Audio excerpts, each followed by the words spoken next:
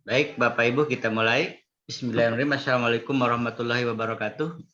Waalaikumsalam warahmatullahi wabarakatuh. Alhamdulillahirrahmanirrahim. Wassalatu wassalamu ala asrofil anbiya'i wal mursalin sayyidina wa maulana Muhammadin wa ala alihi wa sahbihi ajmain. Amma ba'du.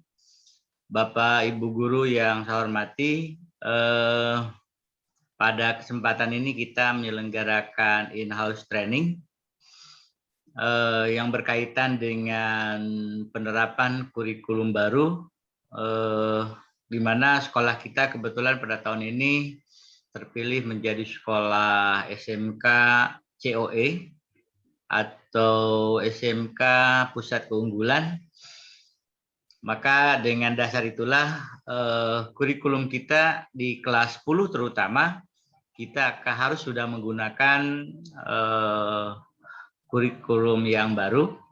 Nah, pada kesempatan ini saya akan coba membahas tentang struktur kurikulum, Bapak Ibu. Untuk kehadiran sebelum saya bahas materi, Bapak Ibu udah hadir semua ya dari guru kelas 10, terutama kelas 11 dan kelas 12.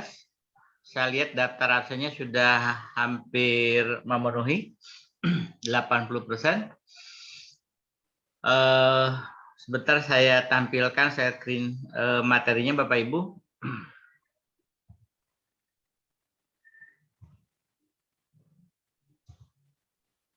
Nah, baik Bapak Ibu, yang akan kita bahas pada materi pada fase ini atau dalam kesempatan ini, saya akan membahas tentang struktur kurikulum di kurikulum yang baru.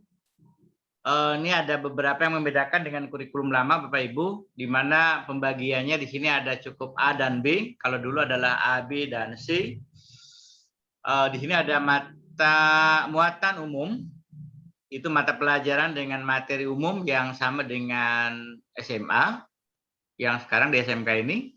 Kemudian yang kedua adalah kelompok B, muatan kejuruan atau peminatan. Ini mata pelajaran yang mendukung penguasaan keahlian kejuruan ya, dengan penguatan profil pelajar Pancasila serta pengembangan karakter dan budaya kerja. Ini adalah yang sangat ditonjolkan di kurikulum ini. Kemudian yang berikutnya Bapak Ibu, ini adalah strukturnya di kurikulum yang baru ini. Persentase jamnya juga ada, ini mungkin yang lebih lengkap. Ini materi yang akan kita pelajari untuk kelas 10 nih Bapak Ibu. Di kelompok A, di kelompok umum atau A ini, biasa sama, ada pendidikan agama dan budi pekerti dari kelas 10 sampai kelas 12 dengan jumlah SKS yang sama. Kemudian pendidikan Pancasila dan kewarganegaraan juga dari semester 1 sampai semester 6. Semester 5 ya Bapak Ibu. Semester 6-nya itu nanti akan dipakai untuk prakrin, jumlah total jamnya ini 44 jam ya di bawah. Jadi jangan sampai ada pertanyaan. Jadi semester 6-nya nanti untuk penggunaan prakrin ya atau praktek kerja industri. Kemudian untuk bahasa Indonesia di kelas 10 itu 4 SKS semester 1 2, 3, 4 dan 5 itu 3 SKS. Kemudian pendidikan jasmani, olahraga dan kesehatan ini sama, ada di semester 1, 2, 3 dan 4 di kelas 11. Kemudian sejarah hanya di kelas 10 saja, semester 1 dan 2, dengan jumlah jam 2 jam per minggu. Kemudian seni juga di semester 1 dan 2, total jumlah jam kelompok umum atau A ini adalah 16 jam di kelas 10, 12 jam di kelas 11, 8 jam di semester 5 kelas 12. Kemudian untuk kejuruan, di sini ada matematika dari semester 1 dan 2, 4 jam pertemuan per minggunya. Kemudian kelas 11 semester 3 dan 4, 3 JP, 3 jam pertemuan. Kemudian kelas 12 semester 5 juga 3 jam. Kemudian bahasa Inggris di kelas 10 ini ada 2 jam. Kelas 10 semester 1 dan 2, sedangkan di semester 3, 4 dan 5 itu 3 jam. Kemudian sekarang ada mata pelajaran baru nih, pengganti dari mata pelajaran SIMDIK. Sekarang nama pelajarannya adalah informatika penggantinya. Dan ini hanya ada di kelas 10, semester 1 dan 4 sebanyak 4 jam. Kemudian mata pelajaran IPA sekarang namanya menjadi Proyek Ilmu Pengetahuan Alam dan Sosial. Ini 6 SKS atau 6 jam di kelas semester 1 dan 2, semester lainnya tidak ada. Kemudian untuk kejuruan, untuk kejuruan ini yang pertama dibagi ada beberapa poin. Yang pertama adalah dasar-dasar kejuruan atau program keahlian. Jumlah jamnya 6 jam di kelas 10 semester 1 dan 2. Kemudian konsentrasi mapel kejuruan 1, 2, 3, dan N di bawah nih. Jumlahnya untuk 3 mata pelajaran ini ada 15, berarti 55 begitu. Dan ini harus dikonsentrasikan dengan dunia usaha, karena harus disesuaikan dengan kebutuhan IDUKA atau DUDIKA ya. Nanti kita bahas. Kemudian proyek kreatif dan kewirausahaan, ini ada di kelas 11, semester 3, 4, dan 5. Jumlahnya per semester 5 jam per minggu.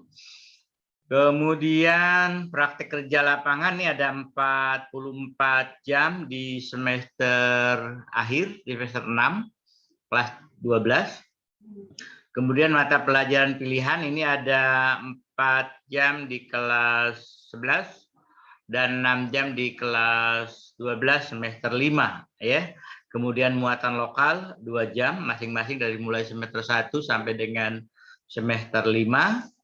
Total jumlah kelompok B atau kejuruan ini ada 22 jam di kelas 1 semester 1 2. Kemudian kelas 11 semester 3 4 itu ada 30 jam jumlah totalnya. Kemudian kelas 12 itu juga ada 34 jam jumlahnya, sehingga totalnya adalah kelas 10 38 jam, kemudian kelas 11 42 jam, dan kelas 12 42 jam. Ditambah nanti dengan penguatan profil pelajar Pancasila dengan pengembangan karakter dan budaya kerja. Tuh di kelas 10 semester 1 2 masing-masing 8 jam. Di kelas 11 semester 1 2 itu ada 4 jam. Dan di semester 5 kelas 12 juga ada 4 jam. Baik Bapak Ibu, untuk selanjutnya pembahasan mengenai struktur ini. Selanjutnya ini adalah penjelasan dari struktur tadi. Bapak Ibu perlu dipahami betul di dalam pelaksanaannya. Atau ada yang di penjelasan lain, coba saya akan coba lihat. Nah, di sini Bapak Ibu.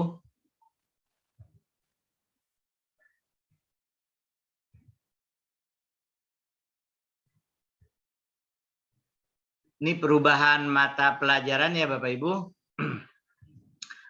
Jadi mata pelajaran yang semula diorganisasikan dalam 3 kelompok, yaitu muatan nasional, muatan kewilayahan, dan muatan peminatan kejuruan, disederhanakan menjadi 2 kelompok, yaitu muatan umum tadi ya, dan muatan kejuruan, disesuaikan dengan materi yang mendukung pembelajaran bidang kejuruan ini. Kemudian mata pelajaran matematik dan bahasa Inggris untuk kelas 10 disesuaikan dengan materi matematika dan bahasa Inggris SMA. Sedangkan pada kelas 11 dan 12 dijadikan matematika dan bahasa Inggris kejuruan. Jumlah jam pelajaran tertera dalam struktur tadi yang minimal itu ya Bapak Ibu. Kemudian perubahan mata pelajaran untuk kelompok ini masih sama. Di sini ada perubahan penataan mata pelajaran untuk PPKN, bahasa Indonesia, matematika, bahasa Inggris, dan Penjas atau PJOK. Ini merupakan pelajaran umum dengan isi sesuai dengan atau sama dengan yang disampaikan di sekolah menengah tingkat atas atau SMA. Sedangkan sejarah dengan materi sejarah nasional, terutama sejarah perjuangan bangsa di sini.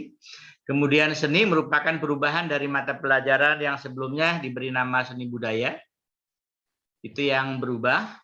Kemudian untuk matematika kejuruan, Bapak Ibu, bahwa matematika pada kelas 11 dan 12 itu berisi materi yang mengacu pada penerapan lingkungan kejuruan. Atau lebih fokus lagi pada penerapan sesuai program keahlian yang diikuti siswa. Jadi di sini ada penyesuaian antara materi matematik ini kalau udah kelas 11-12 itu sudah mendekati kepada program keahliannya. Jadi kalau mungkin di multimedia mereka lebih berfokus kepada bidang-bidang multimedia yang berkaitan dengan kepentingan matematik, gitu ya. Kemudian bahasa Inggris kejuruanku juga sama di kelas 11 dan 12 itu berisi materi yang mengacu pada penggunaan lingkup kejuruan.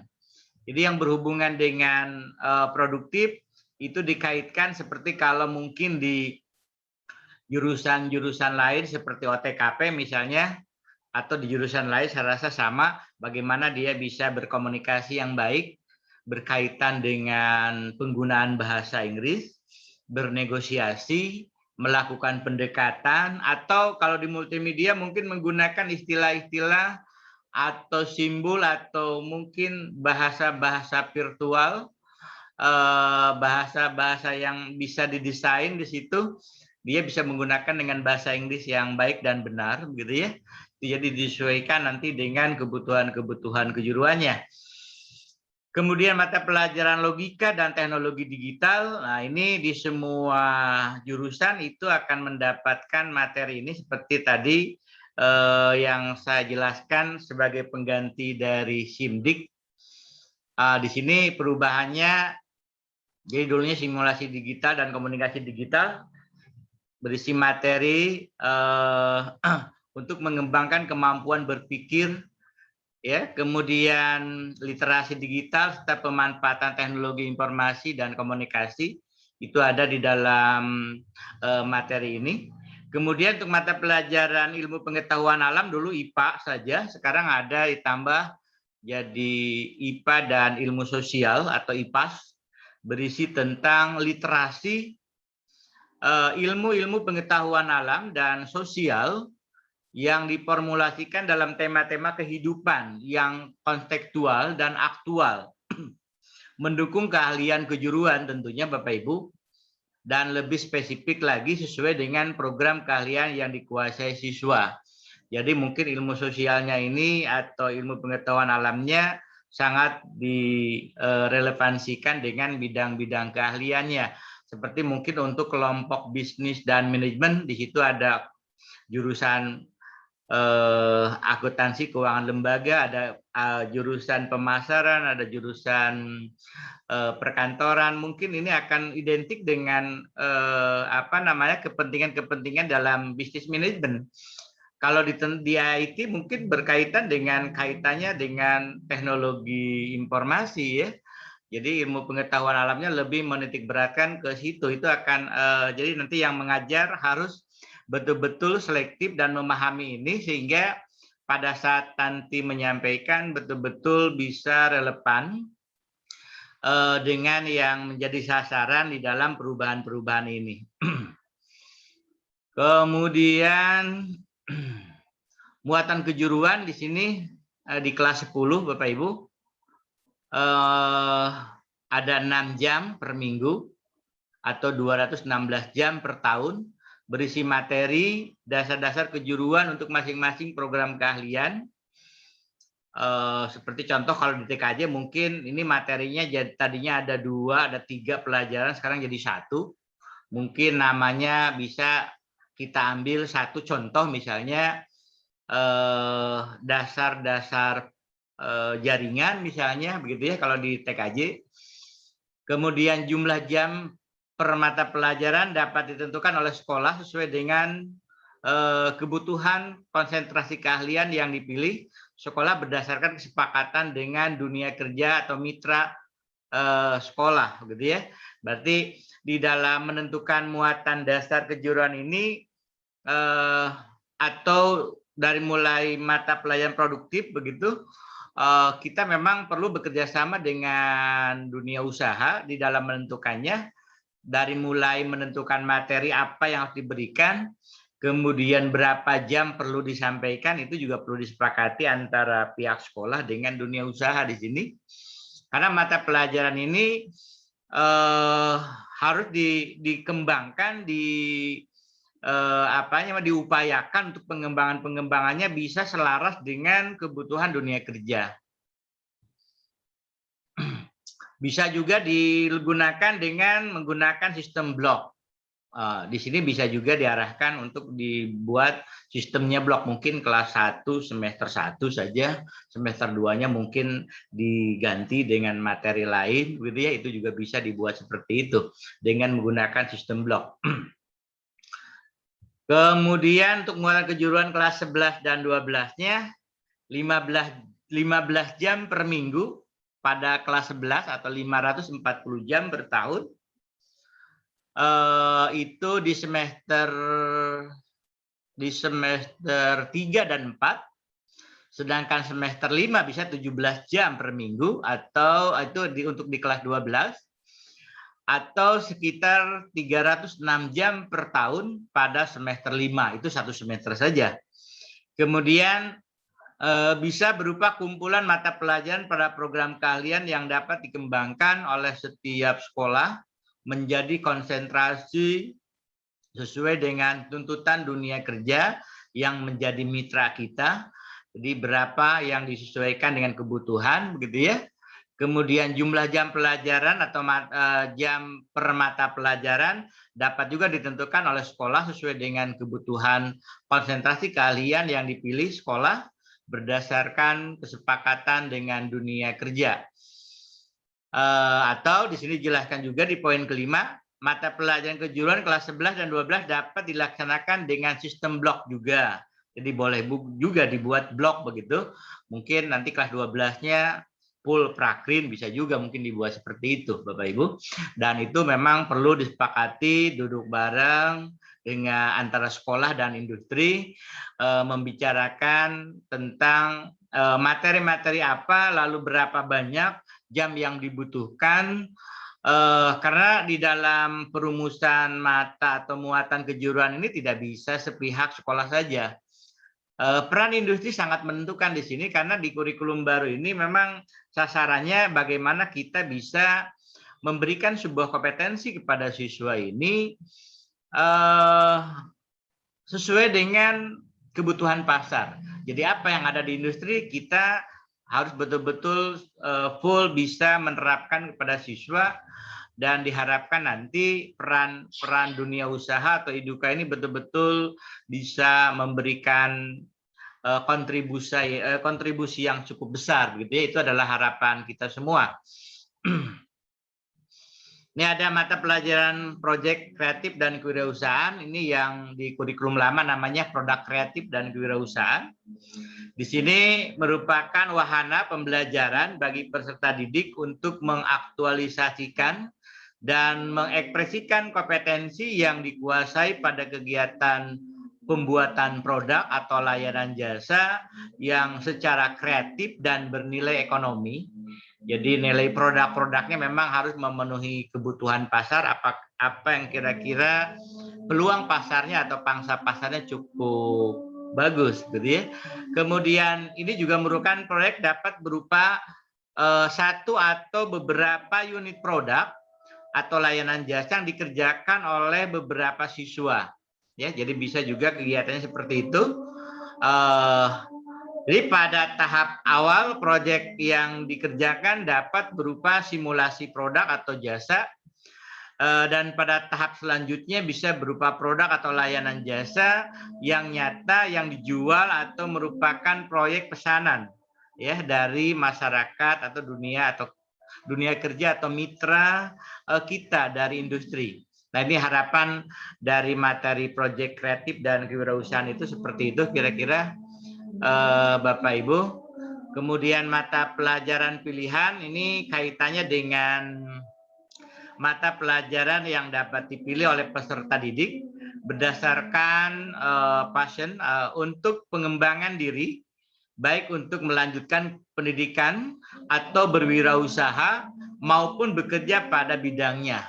Jadi ini adalah mungkin materi-materi yang berkaitan dengan penambahan keterampilan yang bisa diserap oleh siswa kira-kira ya Bapak Ibu.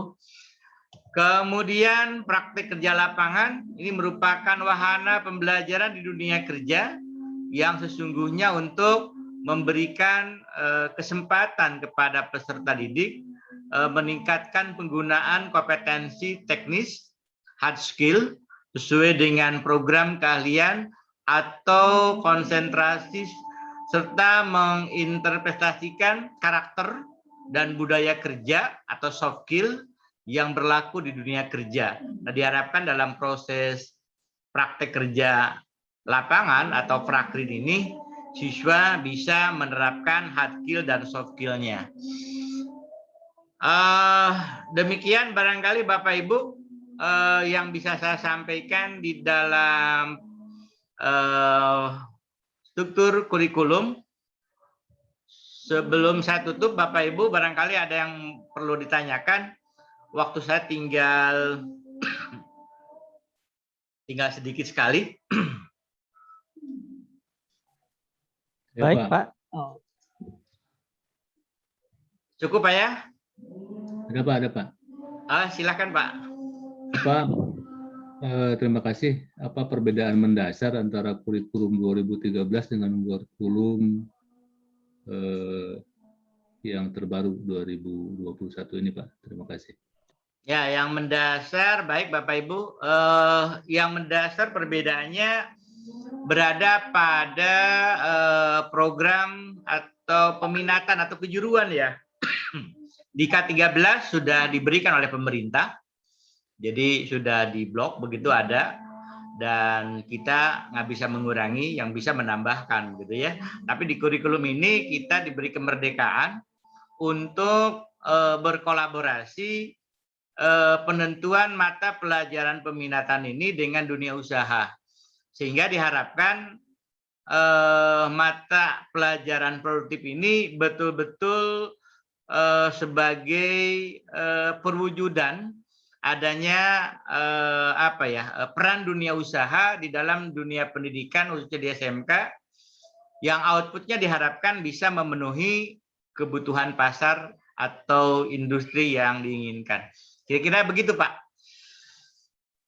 Baik, terima kasih, Pak. Ya, baik. Silahkan, Pak Dedi. Ya. Terkait peminatan ini, dalam aplikasi di sekolahnya, apakah guru dari industri itu kita undang atau guru itu sendiri yang ada di dalam, Pak? Oh iya, baik. Jadi untuk prosesnya nanti sesuai dengan program di sekolah pusat keunggulan, untuk guru pertama diharapkan guru ini bisa melakukan magang di industri, Pak. Kemudian selain itu juga kita diharapkan bisa dikirim guru tamu dari industri ke sekolah, Pak. Sehingga di situ pemenuhannya akan lebih maksimal gitu kan. Jadi tidak hanya guru, atau juga mungkin guru karena mungkin dengan berbagai kendala, minimal guru diberi pelatihan oleh orang-orang industri, juga bisa seperti itu prosesnya. Tapi tetap mungkin di situ didampingi dengan adanya atau dihadirkannya guru-guru tamu. Itu kira-kira Pak Dedi ya. Baik Pak, mohon maaf nih waktunya sudah lewat. Dari 20 menit nih, mohon maaf Pak Bang. Terima kasih atas perhatiannya. Saya akhiri dulu, nanti kita ketemu lagi di pertemuan berikutnya. Mohon maaf atas segala kekurangannya. Terima kasih atas segala perhatiannya. Wabillahi taufiq wal hidayah. Assalamualaikum warahmatullahi wabarakatuh.